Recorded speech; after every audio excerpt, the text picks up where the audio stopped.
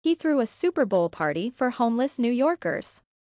Now, his Super Soul Party is being held. How Super Soul parties started and took off. Kay said that he noticed homeless outreach efforts tend to peak in New York during the winter holidays like Thanksgiving and Christmas. But when it comes to what might be considered the U.S. biggest unofficial holiday, a Super Bowl Sunday, he didn't know of any game day parties for those experiencing homelessness. So he threw his own, though that fateful first party only had a handful of attendees, all of whom Kay invited earlier in the evening. The idea caught like wildfire, he said, and soon, volunteers were bringing Super Soul parties to their own cities. In 2020, there were 20 parties across the U.S. Kay, pictured left, said his goal is to throw Super Soul parties in every state. COVID-19 threw a wrench in Kay's plans for expansion. There were no Super Soul parties in 2021. The lull only inspired him to go bigger in 2022, he said. The parties keep growing in size and scope. Kay said he works with homeless shelters to invite attendees to their city's Super Soul party. On game day, volunteers transport partygoers from shelters to a safe space where the festivities are held. It would be easier to do it in a homeless shelter, but the foundation of these events is really to take people out of those environments, Kay said. There's more to enjoy at the parties than a buffet and good company, too. In recent years, Kay's parties have added resources for guests to rebuild themselves from the inside out,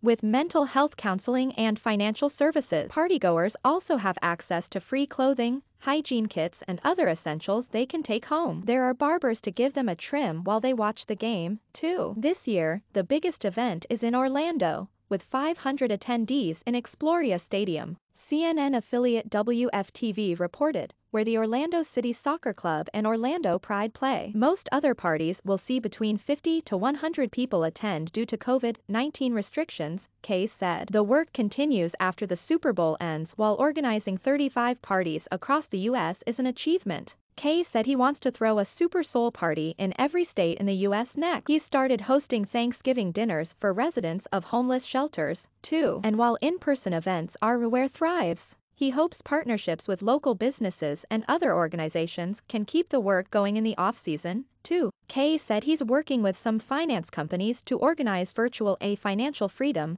classes and share them with shelters. Super Soul parties offer resources like mental health counseling and haircuts in addition to a place to watch the big game, Kay said. For all its growth, Kay said he grew up with the mentality of just go big. The purpose of a Super Soul party is to impact the lives of the people it serves. One of the Super Soul party moments Kay holds dearest happened the day after the Super Bowl. A man who attended a 2020 party was featured in a local newscast, where he was spotted by his adult son with whom had lost contact years earlier. The two reconnected, and the man moved in with his son and became an active member of his family and loving grandfather, Kay said. Though the pandemic stunted the growth of Kay's efforts, and planning Super Soul parties isn't without its challenges. Moments like that remind Kay why he threw that 2017 party in the first place, he said. When things get hard and difficult, it's like, this is why we do it, he said. This is why we put the work in.